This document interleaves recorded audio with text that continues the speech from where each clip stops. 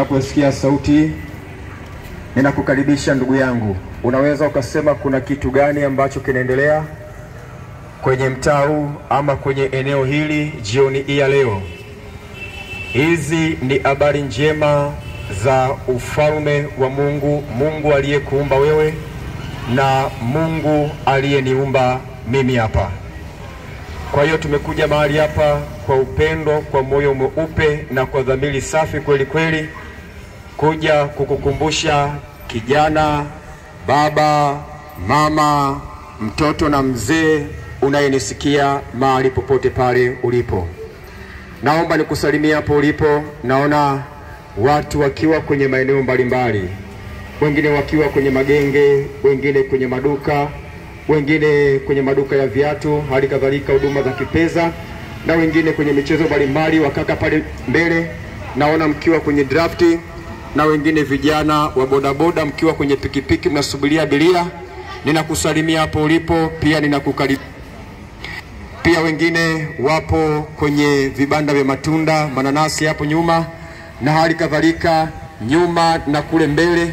Mahali popote pale unaponisikia, ninakusalimia hapo ulipo, pia ninakukaribisha sana.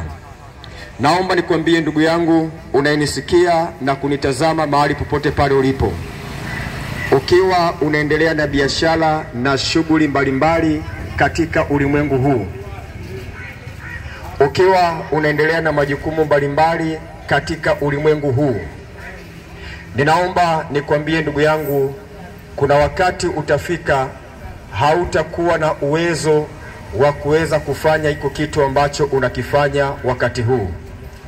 Yaani maana yake ni pale mwanadamu utakapokuwa umekufa, na baada ya kufa ina maana utaacha watoto, utaacha nyumba, utaacha biashara zako, utaacha heshima yako na vitu vyote ambavyo ulikuwa ukivifanya katika ulimwengu huu. Naomba nikwambie mpendwa unayenisikia, kwa hiyo ukiwa unaendelea na maisha ya kufanya kazi na kuwajibika kwa mambo mbalimbali, tambua ya kwamba maisha yako katika ulimwengu huu ni mpitaji. Ipo siku utakufa na kuviacha vitu vyote ulivyokuwa unavifanya. Naomba nikwambie mpendwa, na kuthibitisha kwamba maisha yako ya hapa duniani mwanadamu unapita, yani hautakaa milele katika ulimwengu huu, ni ndugu zako waliokufa. Wenda ulikuwa na mdogo wako, ulikuwa na mama yako ameshakufa. Mimi mwenyewe ninayehubiri mahali hapa nilikuwa na mama yangu aliyenizaa, akaninyonyesha, akanipa huduma za aina mbalimbali. Lakini miaka kadhaa nyuma iliyopita mama yangu alishakufa. Kwa hiyo unapoona wenzako wanakufa, pia tunapoona wenzetu wanakufa, jua ya kwamba ndugu yangu, maisha yako ya kuishi hapa duniani ni mafupi. Na neno la Mungu linazungumzia kuhusu habari ya maisha yajayo baada ya mwanadamu uwepo wako kuisha katika ulimwengu huu. Naomba nikwambie mpendwa, Mungu amekuandalia maisha mengine ya uzima wa milele baada ya maisha yako kuishi hapa duniani. Ni maisha ya amani, maisha ya furaha, maisha ya utoshelevu. Katika maisha ambayo Mungu ametuandalia, maisha ya uzima wa milele, tukiwa katika maisha hayo, baada ya maisha yetu ya hapa duniani, tutaenda kuonana na Mungu aliyetuumba. Tutaenda kuonana na Mungu aliyeumba miti, aliyeumba ndege. Ukiangalia kule angani kuna kunguru, hali kadhalika kuna ndege wa aina mbalimbali wanaruka. Kwa hiyo Mungu ataenda kutushirikisha jinsi ambavyo alifanya vitu mbalimbali. Naomba nikwambie mpendwa, katika maisha yako unapoendelea kuishi hapa duniani, hebu usitamani kuyakosa maisha ya uzima wa milele ambayo Mungu amekuandalia mwanadamu unayenisikia. Kwa maana itakuwa ni hasara kwa kila mtu ambaye atayakosa maisha ya uzima wa milele. Maana yake utakaposhindwa au kwenda katika maisha ya uzima wa milele, maana yake utaenda katika jehanamu ya moto wa milele, ambapo usiku na mchana ni mateso, ni vilio, ni kuomboleza na kusaga meno. Naomba nikwambie mpendwa unayenisikia na kunitazama, Neno la Mungu linasema kwenye Biblia kwamba baada ya kifo kinachofuata ni hukumu. Kwa hiyo kwa wakati wako ambao Mungu amekupa wa kuishi hapa duniani, ndio wakati wa kutengeneza mwisho wako utakuwa vipi. Je, utakuwa ni mwisho wa hukumu ama utakuwa ni mwisho wa matumaini kwenda kwenye maisha mengine ambayo Mungu amekuandalia mwanadamu? Kwa hiyo matendo yako ambayo unafanya sasa, mwenendo wako ambao unaenenda sasa, maisha yako ambayo ndiyo yanayokupelekea siku ya mwisho uende wapi. Naomba nikwambie mpendwa unayenisikia na kunitazama, kwa hiyo siku ya mwisho wale ambao wameishi maisha matakatifu katika ulimwengu huu, makao yao wataenda kuishi na Mungu katika makao ya uzima wa milele. Lakini wale wote ambao wamekataa, wakasema ya kwamba ngoja kwanza nisubirie nitaokoka nikiwa mzee, ngoja kwanza nisubirie nitamrudia Mungu wangu aliyeniumba kwanza paka nikiwa tajiri, nikiwa nina mali nyingi, au paka nikiwa mzee. Au kuna wengine wanasema ya kwamba nitamrudia Mungu kwanza paka niumwe, yaani nihakikishe nimeshikika kweli kweli kitandani, siwezi hata kuendea. Huo ndio wakati unipasao kurudi kwa Mungu.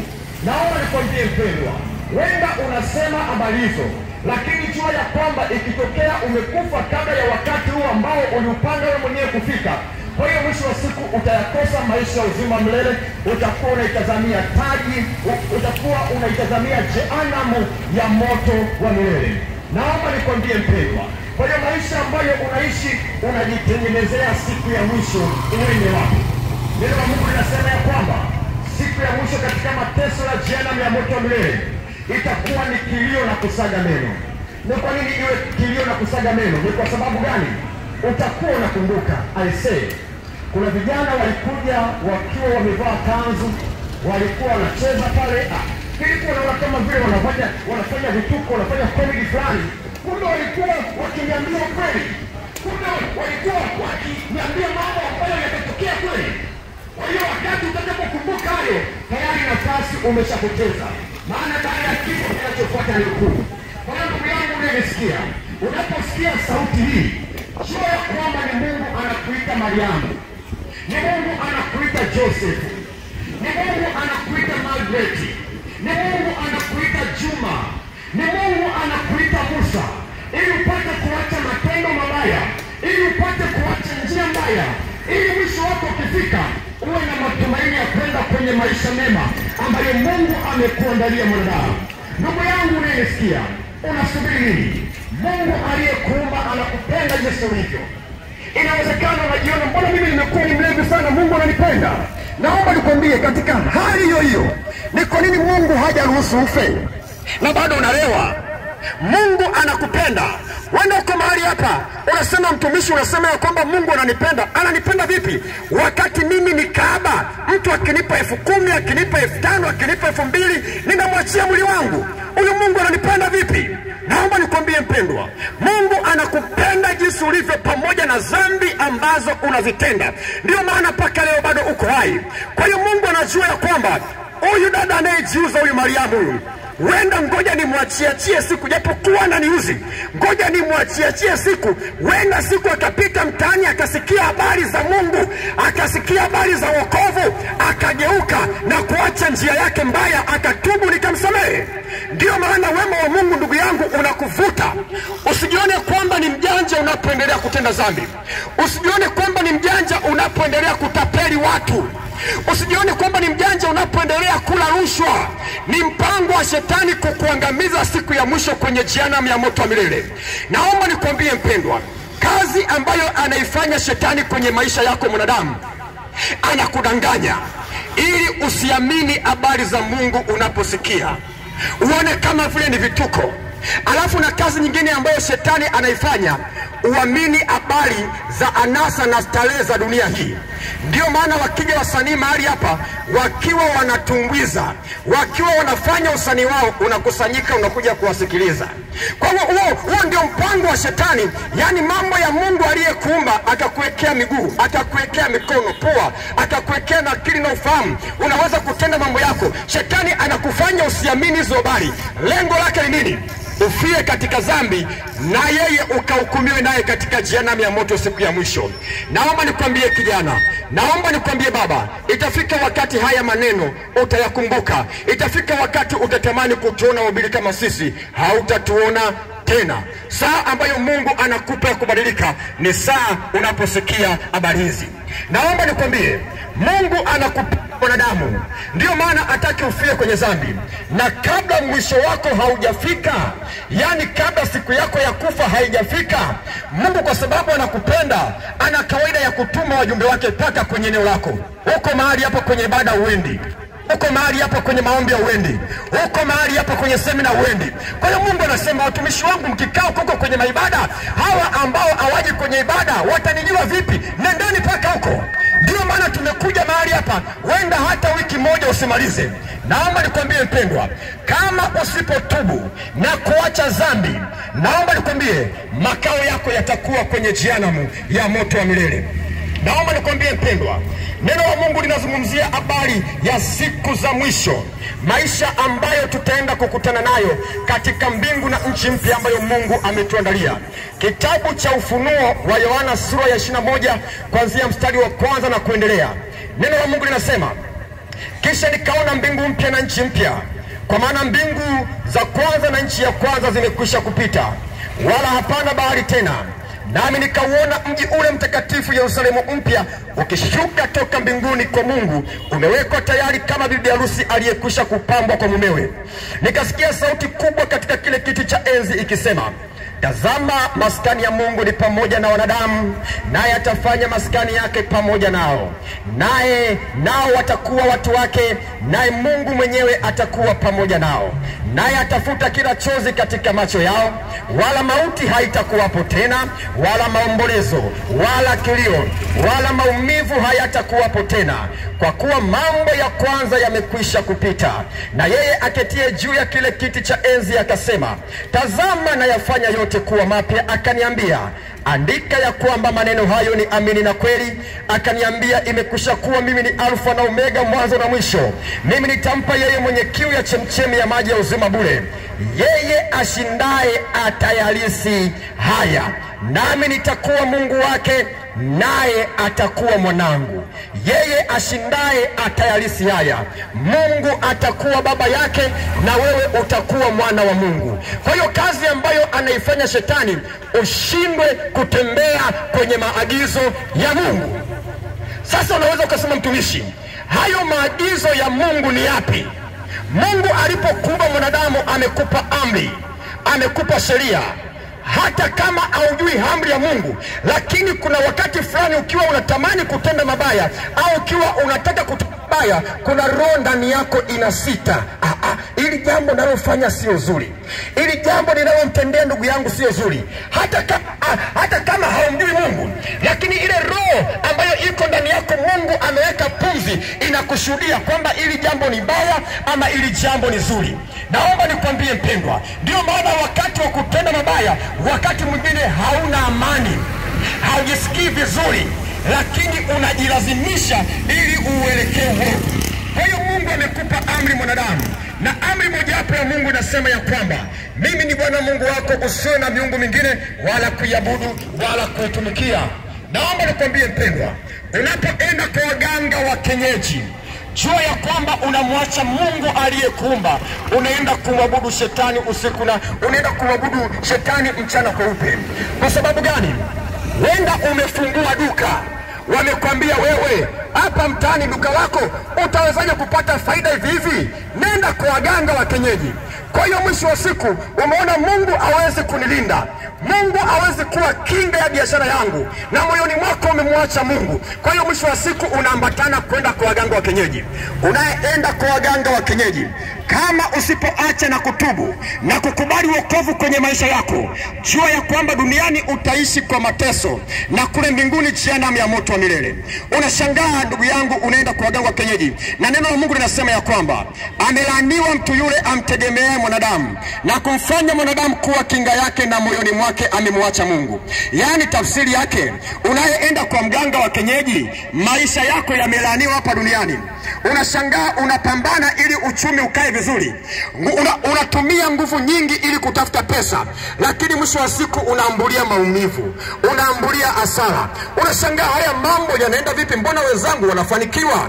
Unashangaa nyumbani kwako unalala usiku, ndoto mbaya zinakutawala, mara unaota unakimbizwa, mara unaota upo kwenye shimo refu. Kwa hiyo usiku wako unakuwa ni wa mashaka, hauna amani nyakati za usiku. Hiyo ni moja wapo ya laana ambayo inatesa maisha yako. Kwa sababu gani? Unapoenda kwa waganga wa kienyeji, ulinzi wa Mungu aliyekuumba unaondoka ndani yako, na kazi za shetani zinaanza kukutumikisha, wakiwemo wachawi, wakiwemo na waganga wenyewe. Kwa hiyo naomba nikwambie mpendwa unanisikia, unaenda kwa mganga wa kienyeji, jua ya kwamba usipotubu maisha yako yataishia katika jehanamu ya moto wa milele. Mbona sisi hapa wenzako tunafanya kazi, tunazaa watoto, mbona hatuwapeleki kwa waganga wa kienyeji?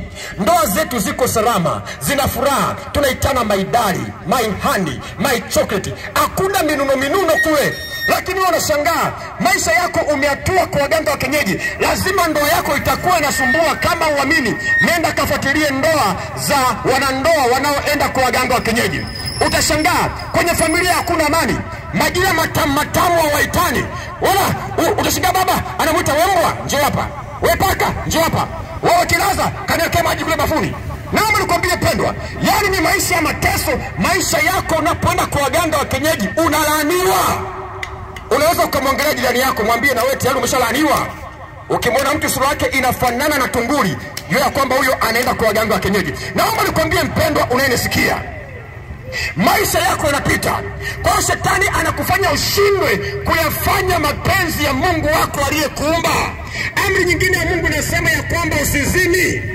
Uko mahali hapa baba, una mke wako mzuri, lakini hauriziki na mke wako. Mama watu anajitahidi, anakufuria nguo, anakupikia, anakufanyia mambo mazuri, lakini hauriziki na mke wako. Eti unasema sasa hivi amekuwa mbaya, unahangaika na madanga mtaani. Naomba nikwambie mpendwa, mpango wa shetani anakuletea anasa za kila ufie katika dhambi, uikose ile ambayo Mungu anakuandalia mwanadamu. Naomba nikwambie baba, wanakupenda au madanga kwa sababu una pesa, wanakupenda kwa sababu una afya. Ngoja siku uwe uone kama huyo danga hata kukimbia akaenda kudanga kwa watu wengine. Naomba nikwambie mpendwa, baba unanisikia, mjali mke wako. Maisha ya kudanga ni ya kishamba, mambo ni yale wewe. Utaleta magonjwa nyumbani na mbinguni utaenda kuishia katika jehanamu ya moto milele. Mungu bado anakupenda, anakupa nafasi ya kutubu. Nyumbani una mke na mtaa mwingine una mke mwingine, unajiona kwamba ni mjanja, na kwenye ibada unaenda, nyumbani una mke na mkoa wa pili una mke mwingine. Naomba nikwambie mpendwa unanisikia, kama usipotubu, jua ya kwamba maisha yako usiku na mchana itakuwa ni kilio na kusaga meno. Neno la Mungu linasema kwenye maagizo ambayo Mungu ametupa wanadamu, kitabu cha Kumbukumbu la Torati sura ya 22 kuanzia mstari wa 5, neno la Mungu linasema kuhusu mavazi, utaratibu wa mavazi kwa mwanamke na mwanaume. Neno la Mungu linasema ya kwamba mwanamke asivae mavazi yampasayo mwanaume, na mwanaume asivae mavazi yampasayo mwanamke, kwa maana kila afanyaye hayo anafanya machukizo kwa Mungu wake. Naomba nisikilize dada, naomba nisikilize kwa umakini mama, naomba nisikilize kwa umakini baba, kaka, kijana unayenisikia. Mungu alikuwa anazo akili, ndio maana akakuumba tofauti kati ya mwanamke na mwanaume. Mungu alikuwa na akili. Dada, unapovaa suruali shetani anakutumia. Utasema ninapovaa suruali shetani ananitumia vipi? Ngoja nikwambie, mwanamke na mwanaume tumeumbwa tofauti. Asilimia kubwa ya wanaume tamaa ya kwenye zama, tamaa inaanzia kwenye kuona. Kwa hiyo mwisho wa siku mwanaume akikutana na dada amevaa suruali, macho yake eneo ambapo yataelekea sehemu ya kwanza ni kwenye pachupachu. Angalie mzigo umekaaje. Naomba nikwambie mpendwa, mimi hapa kazi zangu ninafanyia vijiweni, kwenye vijiwe. ninakaa pamoja na vijana, waga tunashare story mbalimbali. Akipita dada amevaa suruali, pale kijiweni story inabadilika. Wanaanza kusema, bwana, umeona yule dada? Bwana, angalia, ana bonge la bapa, ana bonge la nundu, angalia pale, angalia pale. Basi vijana wote wanaangalia kule. Naomba nikwambie mpendwa, kwa hiyo kwa mavazi yako unamtumikia shetani. Hata kama umeokoka uko mahali hapa, kama hautaacha suruali, siku ya mwisho utaenda kuhukumiwa katika jehanamu ya moto wa milele. Ni rahisi ng'ombe akaendesha hii pikipiki akapita mtaani watu wakamshangaa, kuliko mwanamke anayevaa suruali, anayevaa vimini, anayevaa nguo za kubana kuurithi ufalme wa Mungu. Naomba nikwambie dada, kwa nini uende ukaangamia katika jehanamu ya moto eti kwa sababu ya suruali? Wewe funguka ufahamu wako bwana, usije ukahukumiwa. Mungu anakupenda, amekumba ukiwa vizuri. Hetu wasema sasa, nisipovaa suruali hii shepu, hii namba 8 hii, wataiona sasa. Hii namba 2 wataionaje sasa? Watajuaje kama na mimi nipo mwenye shepu? Naomba nikwambie mpendwa, shepu uliokuwa nayo sio kwa ajili ya sisi wanaume wengi barabarani. Wewe kwa acha ushamba. Shepu ambayo Mungu amekupa kwa ajili ya mume wako, mkiwa ndani unapokaa tupu, mume wako anafurahia, mambo mengine yanaendelea, hata mechi inachezeka, acha ushamba. Mwanaume mwenye akili hautamruhusu mke wako avae suruali. Kama ndoa yako, endelea kumruhusu mwanamke avae suruali. Unapovaa suruali, roho ya kiume inaingia ndani yako. Ni kwa nini leo ndoa nyingi zimekuwa matatani? Ndoa nyingi watu wanaachana. Ni kwa sababu gani? Unapovaa suruali mwanamke, unajikataa, mimi sio mwanamke, mimi ni mwanaume. Na mwanaume ni mtawala. Kwa hiyo mwisho wa siku unapovaa suruali, roho ya kiume inaingia ndani yako. Unashangaa kwenye familia, baba anaongea na wewe unaongea. Baba anakuelekeza hivi, wewe unasema hapana hivi. Sasa kwenye familia nani kiongozi? Naomba nikwambie mpendwa, unapovaa suruali lazima tu mapepo na roho ya kimwanaume inaingia ndani yako, na wewe unaanza kujiona ni mwenye kauli ya mwisho ndani ya familia, na wewe unajiona kuwa ni mtawala. Kwa hiyo mwisho wa siku, ni mwanaume gani ambaye ataweza kukaa na mwanaume na mwanamke kiburi? Ndio maana leo ndoa nyingi zinavunjika. Dada yangu unanisikia, sijaja mahali hapa kukupashua, nimekuja mahali hapa kukuambia ukweli. Ukiamini utaokolewa. Ukikataa, jua ya kwamba siku ya mwisho utayakumbuka haya maneno, utaenda kulia na kusaga meno. Mungu bado anakupenda, anakuita. Sasa unaweza kusema, mtumishi, Mungu ananielekeza vipi mimi mwanamke jinsi ya kuvaa nikiwa hapa duniani? Neno la Mungu lina majibu yote. Kwenye Biblia, kitabu cha Timotheo wa kwanza sura ya 2 kuanzia mstari wa 9 mpaka wa 10, Mungu anakuongoza mwanamke jinsi ya kuvaa. Neno la Mungu linasema, vivyo hivyo mwanamke na ajipambe kwa mavazi ya kujistiri kama wanawake wanaokiri uchaji wa Mungu. Naomba nikwambie mpendwa, mavazi ya kujistiri kwako mwanamke ni yapi? Nisikilize kwa makini. Elimu kama hizi wengine waga wanaziendea semina, zimekuja bure mtani kwako leo. Kwa hiyo kaa kwa makini usikie mpendwa. Mavazi ya kujistiri kwako mwanamke ni mavazi ambayo yanafunika maumbile yako kuanzia juu mpaka chini. Kinyume na hapo, unapovaa vimini, unapovaa nguo zinabana, zinachoresha maumbile yako, kwa hiyo moja kwa moja shetani anakutumia. Naomba nikwambie mpendwa, mtu akifanya vizuri lazima umsifie. Mfano wa mavazi ya kujistiri, kama dada zangu wa Kiislamu, naomba nikwambie, mtu akifanya jema msifie, hata kama si wa kwako bwana. Sifa mahali popote inalipa. Naomba nikwambie mpendwa. Kwa hiyo unavaa vimini, na wakati mwingine unasema mbona sasa mchungaji wangu anikai kwenye ibada? Si wachungaji wote ambao wanakuongoza kwenda mbinguni wewe unanisikia. Wachungaji wengine wapo kwa ajili ya kujaza waamini ili wapate sadaka nyingi. Ndio maana wanakuacha uende na suruali, uende na vimini. Sasa unajiuliza, uko kwenye ibada, watu wanaenda disco kutongozana au kumwabudu Mungu? Naomba nikwambie mpendwa, kijana ambaye upo kwenye kanisa, wasichana wanavaa vimini, suruali, wanavaa nguo za kubana, toka huko. Ndio maana tamaa mbaya hazikuishi. Huko mtaani unakutana na hayo. Bado kwenye ibada ili ukue yako, bado tena unakutana na hayo. unaabudu hapo hapo, unaangamizwa mchana kweupe. Naomba nikwambie dada, usipotubu na kukubali kubadilika, maisha yako utaenda kuishia katika jehanamu ya moto wa milele. Dada mpendwa mwenye matumaini ya kwenda mbinguni, usipobadilika na kuacha vimini na kuacha suruali na kuacha nguo za kubana, naomba nikwambie utaenda jehanamu ya moto wa milele huku unanena kwa lugha.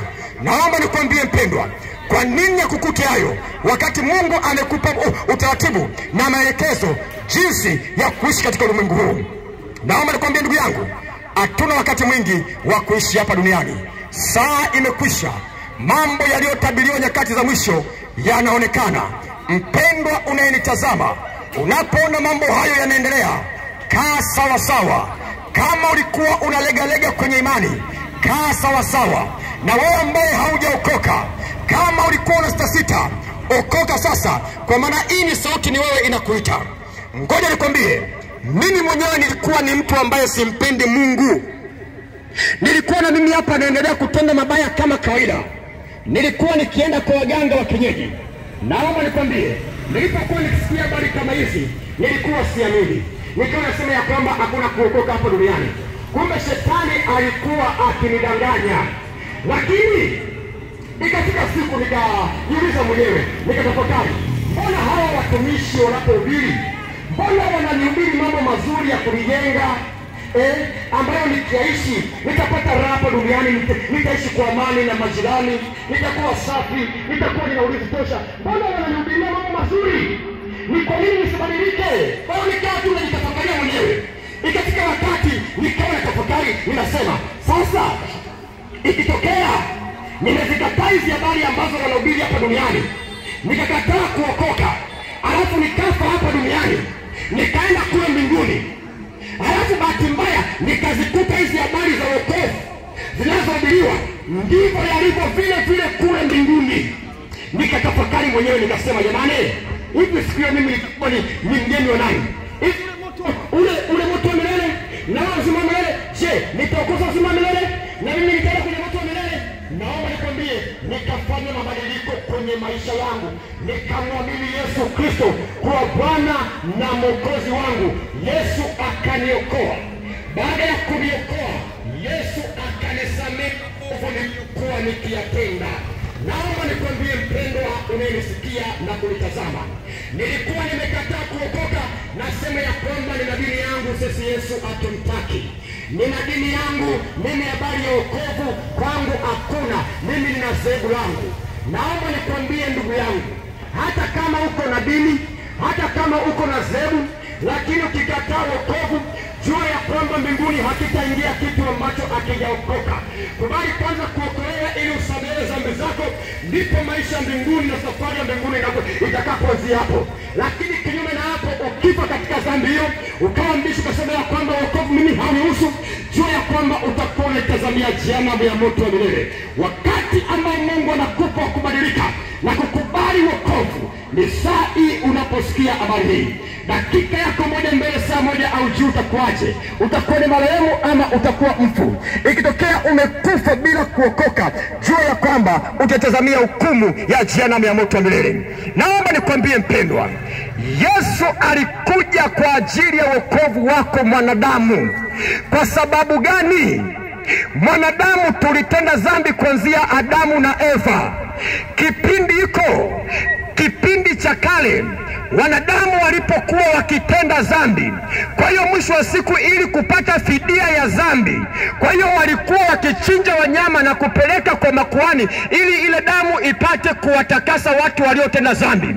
Lakini mwisho wa siku Mungu akasema hapana, nitamtuma mwanangu wa pekee aje kufanyika upatanisho kati ya mwanadamu na Mungu, ili yule mwanadamu atakapomwamini Yesu apate ondoleo la dhambi. Naomba nikwambie mpendwa, ndio maana Yesu akaja katika ulimwengu kama ilivyotabiriwa, akaendelea kuhubiri uzinzi, akawaambia wazinzi acheni uzinzi, akawaambia makaba acheni ukaba, akawaambia wala rushwa acheni kula rushwa, akawaambia wamama tulie na mume wako utaangamia wewe, acha dhambi zako utakufa. Naomba nikwambie mpendwa, waliomwamini wakaokolewa, wale waliokataa naomba nikwambie mpendwa bado wakawa wanaishi katika hukumu ya dhambi zao.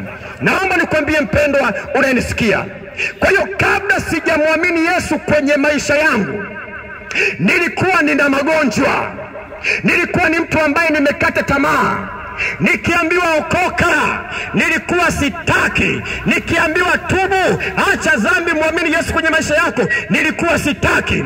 Naomba nikwambie mpendwa, nilikuwa ninaona magonjwa ni sehemu ya maisha yangu, tabu ni sehemu za maisha yangu, kurogwa nilikuwa ninaona ni sehemu ya maisha yangu. Naomba nikwambie mpendwa, Mungu hajakuumba ili uteseke hapa duniani. Mama una pressure, unasumbua zako, jamani pressure imepanda, Pepsi kwa jamani pressure, yani roho unemea juu kama vile unakufa. Naomba nikwambie Mungu hajakuumbia magonjwa wewe. Mungu alikuumba ili utakapoenda kwenye maagizo yake uishi kwa furaha, uishi kwa amani, kwenye ndoa uishi kwa amani, mambo mbalimbali uishi kwa amani. Naomba nikwambie mpendwa, kwa hiyo mwisho wa siku na mimi nilikuwa na magonjwa, ninakataa kubadilika, ninakataa kumwamini Yesu, ninakataa kuokoka. Lakini siku nilipookoka, nilipomwamini Yesu kwenye maisha yangu, Yesu akanibadilisha. Yale mambo yaliyoniondolea amani, Yesu akarejesha amani katika moyo wangu. Wewe naomba nikwambie mpendwa, yani siku hiyo nilipata burudani, nilipata furaha, nilipata utamu wa ajabu katika moyo wangu. Yale magonjwa yote ambayo yalinifanya nikose amani, nilipomwamini Yesu akaniokoa, nikajisikia burudani.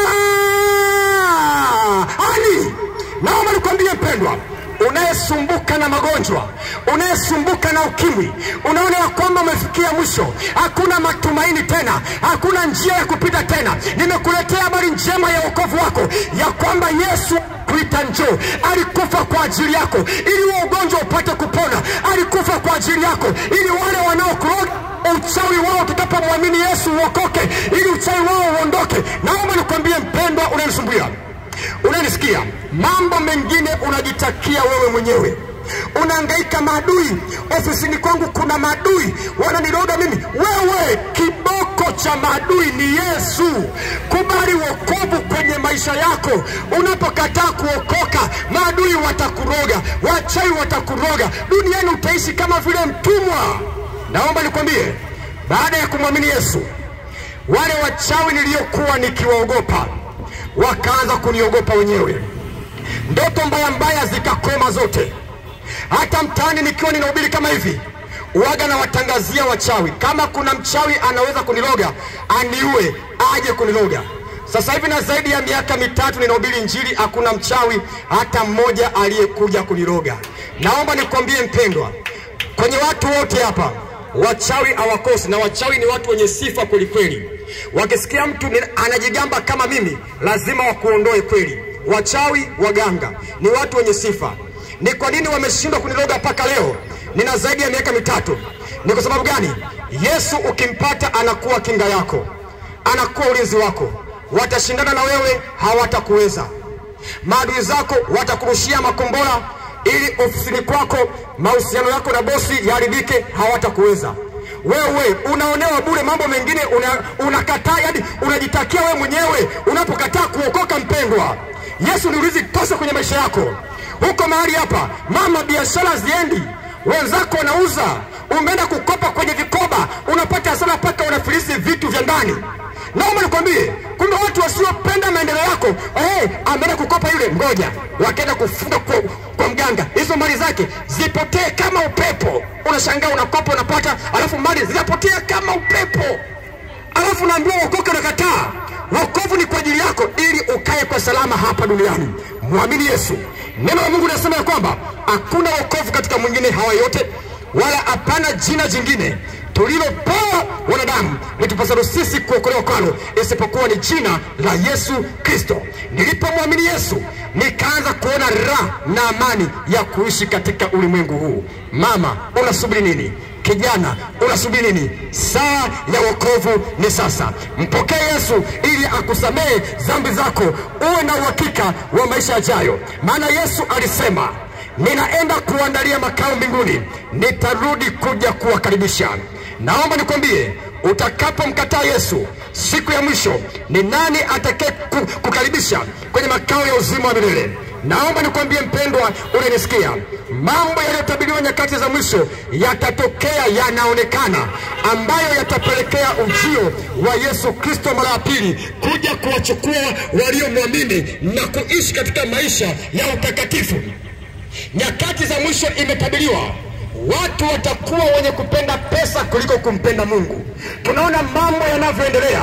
Wamama wako busy na sakosi, wako busy na vikoba. Yani ruti za kwenda kwenye sakosi na vikoba zimekuwa nyingi kuliko ruti za kwenda kwenye ibada ili kutengeneza mahusiano yako na Mungu. Yani ruti za mambo ya duniani zimekuwa nyingi, na misemo ya hapa duniani inakudanganya. Eti tafuta hela wewe, tafuta hela wewe. Wewe wangapi waliotafuta leo na leo, wangapi waliotafuta hela na leo hawapo? Wakina Mengi wako wapi? Rais wetu John Pombe Magufuli yuko wapi? Tulipenda staili yake ya uongozi, vyote ameviacha hapa. Naomba nikwambie mpendwa, neno la Mungu linasema ya kwamba utafuteni kwanza ufalme wa Mungu na haki yake, na mengineyo yote mtazidishiwa kwa ziada. Naomba nikwambie, unapomwacha Mungu na kutafuta mambo ya hapa duniani, ni kweli ukapata utajiri, unashangaa unaanza kufuru, unaanza kusifia pombe baada usifie Mungu. Bia tamu, pombe tamu. Maana nini? Umepata kwanza vitu vya hapa duniani, umeacha kwanza kumtafuta Mungu. Mwisho wa siku unakufuru kwa sababu una pesa, ni tajiri. Hakuna Mungu bwana, hakuna kuokoka bwana. Naomba nikwambie, hayo ni madhara ya kutafuta mambo ya duniani na ukaacha kwanza kumtafuta Mungu. Mambo yaliyotabiriwa nyakati za mwisho yanaonekana. Mpendwa ambaye haujaokoka, changamkia wokovu, ni kwa ajili yako. Yesu amekuja ili upate wokovu, tena upate uzima, tena uwe nao tele. Nyakati za mwisho zimekaribia. Mambo ambayo yalimfanya Mungu akachukia, akaangamiza kijiji cha Sodoma na Gomora ni dhambi ya ushoga. Walipoambiwa watubu wabadilike, wakakataa. Waliokubali wakaokolewa. Naomba nikwambie mpendwa, dhambi ya ushoga ilimfanya Mungu akachoma kijiji cha Sodoma na Gomora kwa moto. Leo tunaona jinsi mashoga wanavyoendelea kutawala, jinsi roho ya ushoga inavyoendelea kuinuka kwa watoto, inavyoendelea kuinuka kwa baba, inapoendelea kuinuka kwa mama. Naomba nikwambie mpendwa, ni mambo yaliyotabiriwa siku za mwisho. Mpendwa mwenye matumaini ya kwenda mbinguni, ninakutia moyo ndugu yangu, usikate tamaa, maana wokovu wako upo karibu sana kuliko pale ulipoamini. Changamka ndugu yangu, kama ulipunguza maombi, endelea kuomba. Kama ulipunguza neno la Mungu, soma kwa bidii. Kama ulipunguza ruti za kwenda kwenye ibada, inuka ndugu yangu, maana siku ile imekaribia. Naomba nikwambie mpendwa, shetani ameenda mbali, ameingia paka kwa wanandoa. Naomba nikwambie, baba anakataa matumizi ya mbele, anataka nyuma. Mama unanisikia, ukiona baba anataka kinyume na maumbile, kataa. Maana anakukosanisha na Mungu wako, alafu na madhara yake utayapata kwanza hapa duniani. Unashangaa ukasema, huyu ni mume wangu, ngoja niingizishe, nimpatie kinyume na maumbile. Naomba nikwambie, utashangaa madhara yake. Ukibana na haja, kabla hujafika chooni, tayari ushaharibu. Umekaa na wenzako mnatia story, unashangaa pumzi ya nyuma inatoka bila breki. Unaambia wenzangu, nisameni, nisameni. Wewe ukusamea vipi mtu umesharibiwa malinda huko nyuma wewe? Naomba nikwambie mpendwa, funguka ufahamu wako. Kazi ya shetani ufie kwenye dhambi.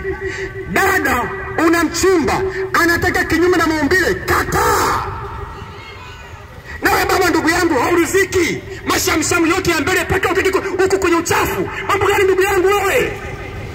Naomba nikwambie mpendwa, mambo yaliyotabiriwa nyakati za mwisho yanatokea na yanaendelea. Unapoona mambo haya, jua ya kwamba ule mwisho umekaribia. Ambaye hujaokoka, changamkia kuokoka sasa, kwa maana ndio salama wako hapa duniani na kule mbinguni.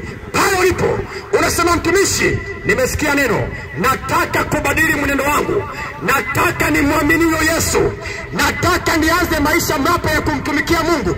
Pale ulipo nitakuongoza sala ya toba.